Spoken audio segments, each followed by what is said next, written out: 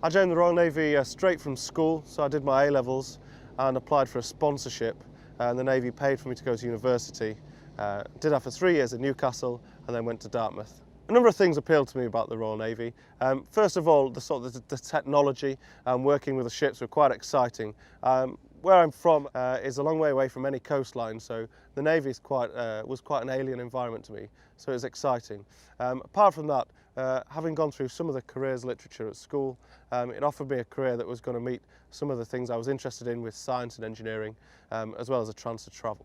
I lead a team of 30 people on board with the aim of providing all of the weapons and sensors, radars and communications equipment available to the captain at his given notice. The role of the officers and the DWO on board is very much a leadership and man management role, where we've got a whole team of skilled technicians, but my job is very much a gel together the team and make sure they're working in the right direction, and that's the direction that comes from the commanding officer. When we go on operations, we've already gone through a lot of this stuff, a lot of the work that needs to happen before we deploy.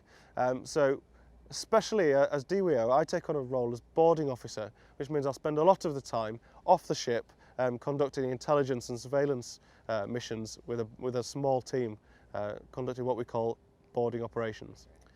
So far, this is now my 7th ship that I've served on, and I've been to both the conflicts in Afghanistan and Iraq, as well as serving time on the western coast of Africa and the Mediterranean.